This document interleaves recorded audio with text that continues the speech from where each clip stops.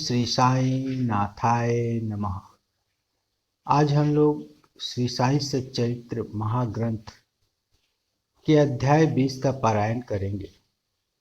इस अध्याय में श्री काका साहेब की नौकरानी द्वारा श्री दास गणु की समस्या का विलक्षण समाधान, अद्वितीय शिक्षा पद्धति, ईश्वर परिषद की शिक्षा का वर्णन हेमांडपत ने किया है। श्री काका साहेब की नौकरानी द्वारा श्री दास गणु की समस्या किस प्रकार हल हुई, इसका वर्णन हेमांडपत ने इस अध्याय में किया है। श्री साई मूलतः निराकार थे, परंतु भक्तों के प्रेम वश ही वे साकार रूप में प्रकट हुए। माया रूपी अभिनेत्री की सहायता से इस विश्व की बृहद नाट्यशाला में उन्होंने एक महान अभिनेता के सदृश अभिनय किया। आओ श्री साईं बाबा का ध्यान व स्मरण करें और फिर शिरडी चलकर ध्यान पूर्वक मध्याह्न की आरती के पश्चात का कार्यक्रम देखें। जब आरती समाप्त हो गई तब श्री साईं बाबा ने मस्जिद से बाहर आकर एक किनारे खड़े होकर बड़ी करुणा तथा प्रेम के साथ भक्तों को उदी वितरण की। भक्तगण भी उनके समक्ष खड़े होकर उनकी ओर निहार कर चरण छूते और उदी वितरण का आनंद लेते थे। बाबा दोनों हाथों से भक्तों को उदी देते और अपने हाथ से उनके मस्तक पर उदी का टीका लगाते थे। बाबा के हृदय में भक्तों के प्रति असीम प्रेम था। वे भक्तों को प्रेम से संबोधित करते, ओ भाओ, अब जाओ भोजन करो, अन्ना तुम भी अपने घर जाओ, बापू तुम भी जा और भोजन कर। इसी प्रकार वे प्रत्येक भक्त से संभाषण करते और उन्हें घर लौटाया करते थे। आहा, क्या दिन थे वे, जो अस्त हुए तो ऐसे कि फिर इस जीवन में कभी न मिले। यदि तुम कल्पना करो तो अभी भी उस आनंद का अनुभव कर सकते हो। अब हम साईं की आनंदमयी मूर्ति का ध्यान कर नम्रता, प्रेम और आदर पूर्वक उनकी चरण वंदना कर इस अध्याय की कथा प्रारंभ करते हैं। एक समय श्री दास गणु ने ईशोपनिषद पर टीका लिखना प्रारंभ किया। वर्णन करने से पूर्व इस उपनिषद का संक्षिप्त परिचय भी देना आवश्यक है। इसमें वैदिक संहिता के मंत्रों का समावेश होने के कारण इसे मंत्रोपनिषद भी कहते हैं और साथ ही इसमें यजुर्वेद के अंतिम अध्याय का अंश सम्मिलित होने के कारण यह वाजस्नेयी संहितोपनिषद के नाम से भी प्रसिद्ध है। वैदिक संहिता का समावेश होने के कारण इसे अन्य उपनिषदों की अपेक्षा श्रेष्ठकर माना जाता है, जो कि ब्राह्मण और आरण्यक इन विषयों के विवरणात्मक ग्रंथ की कोटि में आते हैं।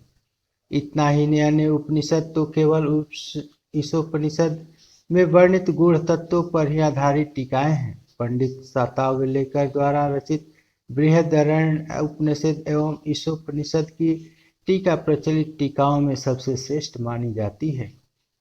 Professor R.D. रनाडे का कथन है कि ईशोपनिषद एक लघु उपनिषद होते हुए भी उसमें अनेक विषयों का समावेश है, जो एक असाधारण अंतर्दृष्टि प्रदान करता है। इसमें केवल 18 श्लोकों में ही आत्म तत्व वर्णन, एक आदर्श संत की जीवनी जो आकर्षण और कष्टों के संसर्ग में भी अचल रहता है, कर्म योग के सिद्धांतों का प्रतिबिंब जिसका बाद में सूत्रीकरण किया गया, तथा ज्ञान और कर्तव्य के पोषक तत्वों का वर्णन है, जिसके अंत में आदर्श, चमत्कारिक और आत्म संबंधी गुण तत्वों का संग्रह है। इस उपनिषद के संबंध में संक्षिप्त परिचय से स्पष्ट है कि इसका प्राकृतिक भाषा में वास्तविक अर्थ सहित अनुवाद करना कितना दुष्कर कार्य है। श्री दास गणु ने ओवी छंदों में अनुवाद तो किया, परंतु उसके सार तत्व को ग्रहण न कर सकने के कारण उन्हें अनेक कार्य से असंतोष न हुआ। इस प्रकार असंतुष्ट होकर उन्होंने कई विद्वानों से शंका निवारणार्थ परामर्श और वाद विवाद भी किया, परंतु समस्या पूर्वत जटिल ही बनी रही और संतोषजनक भावार्थ करने में कोई भी सफल न हो सका। इसी कारण श्री दास गणु बहुत ही असंतुष्ट हुए। यह एक उपनिषद वेदों का महान विवरणात्मक सार है। इस अस्त्र के प्रयोग से जन्म मरण का बंधन छिन्न भिन्न हो जाता है और मुक्ति की प्राप्ति होती है। तो श्री दास गणु को विचार आया कि जिसे आत्म साक्षात्कार हो चुका हो, केवल वही इस उपनिषद का वास्तविक अर्थ कर सकता है। जब कोई भी उनकी शंका का निवारण न कर सका तो वे उन्होंने शिरडी जाकर बाबा के दर्शन करने का निश्चय किया। जब उन्हें शिरडी जाने का शुभ अवसर प्राप्त हुआ तो उन्होंने बाबा से भेंट की और चरण वंदना करने के पश्चात उपनिषद में आई हुई कठिनाइयां उनके समक्ष रखकर उनसे हल करने की प्रार्थना की। श्री साईं बाबा ने आशीर्वाद देकर कहा कि चिंता करने की कोई आवश्यकता नहीं, इसमें कठिनाई ही क्या है। जब तुम लौटोगे तो विले पार्ला में काका दीक्षित की नौकरानी तुम्हारी शंका का निवारण कर देगी। उपस्थित लोगों ने जब ये वचन सुने तो वे सोचने लगे कि बाबा केवल विनोद ही कर रहे हैं और कहने लगी कि क्या एक अशिक्षित नौकरानी भी ऐसी जटिल समस्या हल कर सकती है। परंतु दासगणों को तो पूर्ण विश्वास था कि बाबा के वचन कभी असत्य नहीं हो सकते, क्योंकि बाबा के वचन तो साक्षात ब्रह्म वाक्य ही है। बाबा के वचनों में पूर्ण विश्वास कर वे शिरडी से विले पार्ला में पहुंचकर काका दीक्षित के यहाँ ठहरे। दूसरे दिन दासगणु सुबह की मीठी नींद का आनंद ले रहे थे, तभी उन्हें एक निर्धन बालिका के सुंदर गीत का स्पष्ट और मधुर स्वर सुनाई पड़ा। गीत का मुख्य विषय था एक लाल रंग की साड़ी, वह कितनी सुंदर थी, उसका जरी का आंचल कितना बढ़िया था, उसके छोर और किनारे कितने सुंदर थे इत्यादि। उन्हें वह गीत अति रुचिकर प्रतीत हुआ। इस कारण उन्होंने बाहर आकर देखा कि यह गीत एक बालिका नाम्या की बहन, जो काका साहेब दीक्षित की नौकरानी है, गा रही है। बालिका बर्तन मांज रही थी और केवल एक फटे कपड़े से तन ढके हुए थे। इतनी दरिद्र परिस्थिति में भी उसकी प्रसन्न मुद्रा देखकर श्री दासगणु को दया आ गई और दूसरे दिन श्री दासगणु ने श्री M.V. प्रधान से उस निर्धन बालिका को एक उत्तम साड़ी देने की प्रार्थना की। जब राव बहादुर M.V. प्रधान ने उस बालिका को एक धोती का जोड़ा दिया, तब एक क्षुधा पीड़ित व्यक्ति को जैसे भाग्यवश मधुर भोजन प्राप्त होने पर प्रसन्नता होती है, वैसी ही उसकी प्रसन्नता का परवार न रहा। दूसरे दिन उसने नई साड़ी पहनी और अत्यंत हर्षित होकर नाचने कूदने लगी। एक अन्य बालिका के साथ वह फुगड़ी खेलने में मग्न रही। अगले दिन उसने नई साड़ी संभाल कर संदूक में रख दी और पूर्वत फटे पुराने कपड़े पहनकर आई। फिर भी पिछले दिन के समान ही प्रसन्न दिखाई दी। यह देखकर श्री दासगणु की दया आश्चर्य में परिणित हो गई।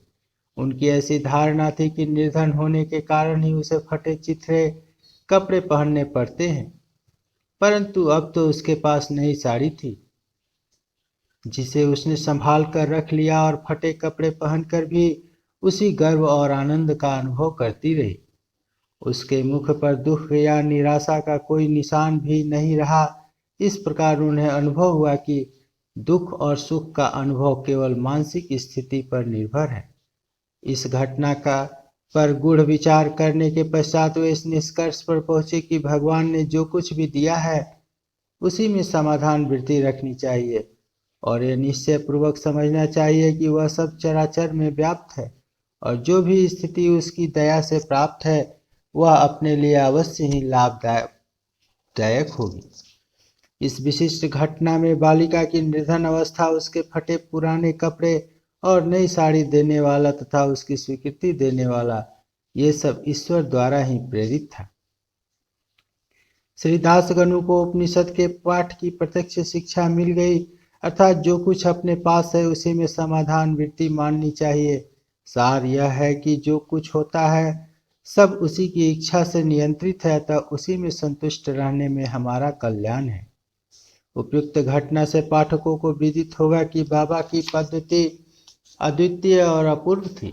बाबा शिरडी के बाहर कभी नहीं गए, परंतु फिर भी उन्होंने किसी को मच्छिंद्रगढ़, किसी को कोल्हापुर या सोलापुर साधनाओं के लिए भेजा। किसी को दिन में और किसी को रात्रि में दर्शन दिए, किसी को काम करते हुए तो किसी को निद्रावस्था में दर्शन दिए और उनकी इच्छाएं पूर्ण की। भक्तों को शिक्षा देने के लिए उन्होंने कौन कौन सी युक्तियां काम में लाई, इसका वर्णन करना असंभव है। इस विशिष्ट घटना में उन्होंने श्री दासगणु को विले पार्ला भेजकर वहां उनकी नौकरानी द्वारा समस्या हल कराई। जिनका ऐसा विचार हो कि दासगणों को बाहर भेजने की आवश्यकता ही क्या थी, क्या वे स्वयं नहीं समझा सकते थे?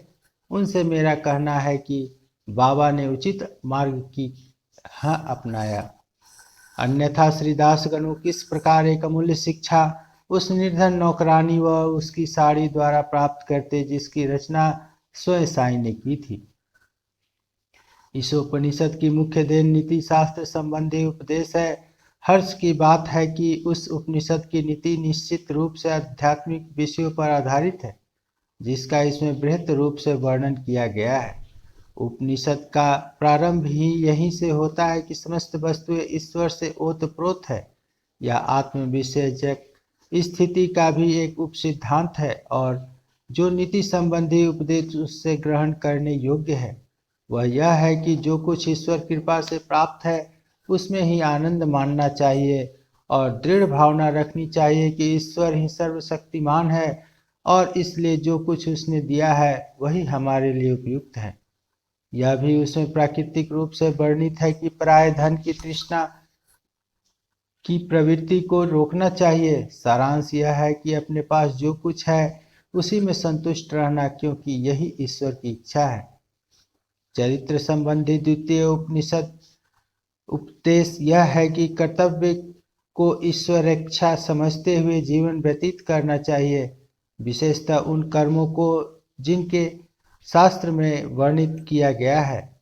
इस विषय में उपनिषद का कहना है कि आलस्य से आत्मा का पतन हो जाता है और इस प्रकार निरपेक्ष कर्म करते हुए जीवन व्यतीत करने वाला ही अकर्मण्यता के आदर्श को प्राप्त कर सकता है। अंत में कहा कि जो सब प्राणियों को अपना ही आत्मस्वरूप समझता है तथा जिसे समस्त प्राणी और पदार्थ आत्मस्वरूप हो चुके हैं, उसे मोह कैसे उत्पन्न हो सकता है? ऐसे व्यक्ति को दुख का कोई कारण नहीं हो सकता। सर्वभूतों में आत्मदर्शन न कर सकने के कारण भिन्न भिन्न प्रकार की शोक, मोह और दुखों की वृद्धि होती है। जिसके लिए सब वस्तुएं आत्मस्वरूप बन गई हो, वह अन्य सामान्य मनुष्यों का छिंद्रावेशन क्यों करे? अध्याय समाप्त। श्री सद्गुरु साईनाथ अर्पणमस्तु। शुभ भवतु।